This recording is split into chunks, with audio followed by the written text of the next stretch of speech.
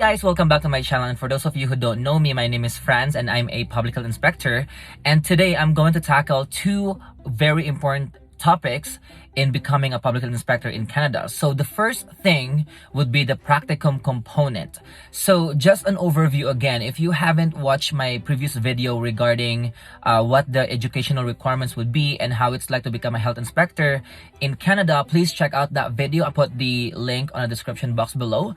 But this video would basically focus on the two important topics in becoming a health inspector. So the first thing, like I said, would be the practicum experience. The second thing would be the board exam, or the Canadian Institute of Public Health Inspectors Board of Certification, or the Sci-Fi BOC as we call it. The very first thing would be the practicum. So like I said, after finishing your bachelor's after degree in environmental public health, you basically need to have a 12 to 16 weeks practicum, and you can get that anywhere in the country. So if you finish your degree, for example, in Alberta, you don't necessarily have to apply in Alberta. You can apply anywhere in the country. And similarly, if you finish your after degree anywhere in the country, so say British Columbia or Manitoba or Ontario, you can also apply in Alberta. So vice versa. To get a practicum, just because you are enrolled or you finish your after degree, you are technically not guaranteed a spot depending on where you are in the province or in the country. For example, in my case, I finished my practicum and my education in Alberta, but after my degree, I have to apply to Alberta Health Services to become a practicum student. During my time, there were only 10 spots in the province, which basically means that I have to compete with everybody in the province, so my classmates, and everybody outside the province, so out of province applicants, to be able to get a practicum experience. So basically, before you get admitted, so you have to undergo an extensive interview process. And during that interview, you would be asked common HR questions, and you would also be asked technical questions from the environmental public health program areas. And in that technical questions, you would be given scenarios. You would be given like questions in that scenarios, and you basically just need to assess the scenario and what you would do as a health inspector and stuff like that. So that's kind of like how the interview was like. And then after that, you are given a little assignment. So it's more of like testing your writing skills and stuff like that. So yeah, besides the interview, you have an oral component.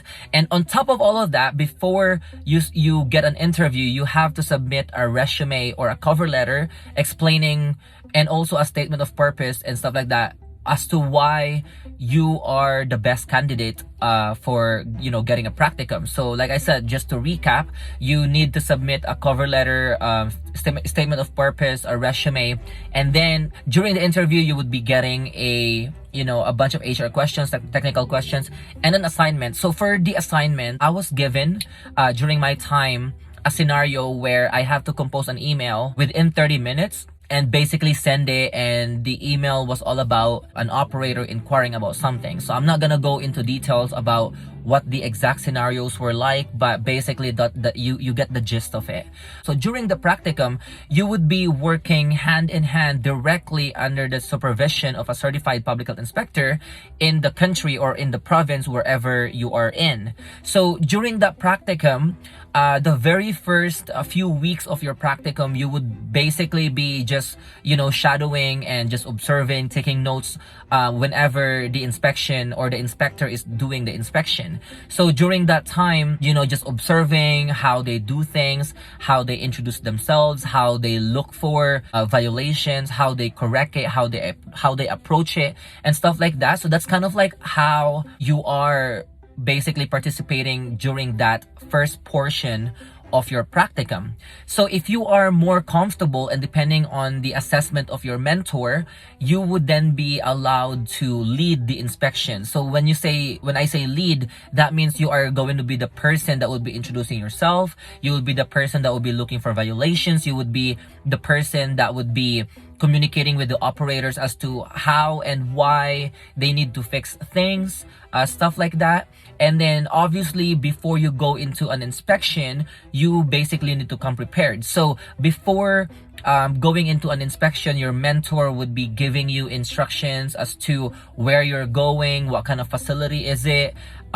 So you as the student, basically you're supposed to be responsible, educating yourself, going back into your notes, everything you learned from school in that specific program area, and basically learning all the standards, the regulations, the codes, the guidelines for that specific program area. So for example, your mentor told you that you are going to be inspecting a restaurant on a Friday afternoon or something like that, then you basically need to make sure that you are going into that inspection, you know, with the knowledge of what you would be looking for. So what the requirements would be, what the guidelines and stuff like that, and basically look for those things during the inspection. Because if you don't do prior reading beforehand, then you don't really know what you're looking for. And if your mentor, you know, say it's a violation, you would not really know if it is, or you would not really know why, or what's the public health significance of that violation and stuff like that. So it's very important for you to be basically come prepared, right? That's your role as the student. So throughout that first portion of your practicum, again, you're just trying to learn everything. So the middle part of it, or I would say whenever you're comfortable and based on the assessment of your mentor, you would then be allowed to lead the inspection. So during that inspection, you do everything basically. It's the opposite. So everything your mentor was doing, you're basically applying it to your inspection. So you're doing everything. You're basically making your judgment as to, you know, how you want to do or how you want to proceed with the violation, you know, depending on what kind of progressive action or progressive enforcement you're going to be enforcing at that point. So again, depending on where you are in the province, the last portion of it would basically mean that you are going to be doing your own inspections, which means that your mentor basically trusts you at that point for you to be able to make the right decisions and for you to be able to do the inspections correctly. So that's kind of like how the practicum would be. And during the practicum also, you are supposed to be doing the written component of your board exam. So let me talk about the board exam first. So basically with the board exam, there's two components. So one of them is the written component, which basically means that you have to write two papers. And the papers are basically 15 pages long, I think, excluding the references, the title page, everything. So that 15 pages would just be you like writing and explaining your inspection. So you need two of those. So you basically need to pick two program areas. So that could be in, you know, food, aquatic. So that could be your swimming pools, your whirlpools and stuff like that. That could be in your social care facilities. So your child care, your adult care, your home care, or anything. That could also be in like your personal services, so like your salons, your tattoo shops, your piercing shops and stuff like that, drinking water, housing, stuff like that, right? So once you pick your program areas, you basically need to pick an inspection where you are the lead inspector and you basically need to write everything about that inspection. So in that written component, they're going to test how well you write, how well you document, and how well you explain things, and, you know, with the proper resources and references and stuff like that. So after your practicum, you basically need to write the board exam. So again, written component and oral component. So with the oral component, you basically have 75 minutes. And in that 75 minutes, you would be sitting in front of three inspectors or three panelists, and in that oral exam you basically would be given 12 scenarios and you have questions, and basically in that question you basically need to make sure that you answer all the question within that 75 minutes. So as you can imagine, it probably would be very stressful, because not probably, it is very stressful because I've been there.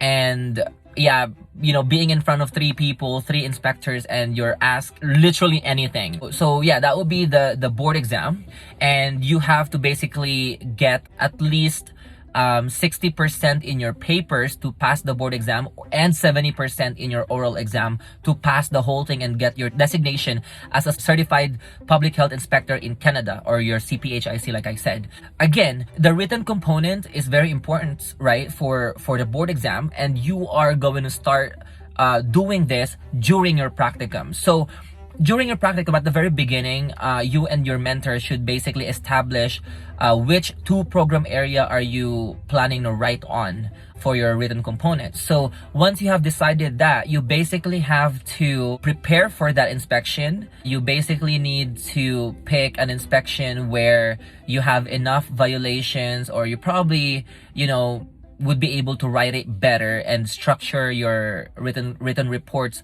the proper way. So you kind of have to think about and basically foresee what kind of inspection, what kind of violations are you looking for, and stuff like that, and basically practice writing your papers throughout your practicum. So that's the practicum and the board exam component of your certification in a nutshell. So yeah, that would be that.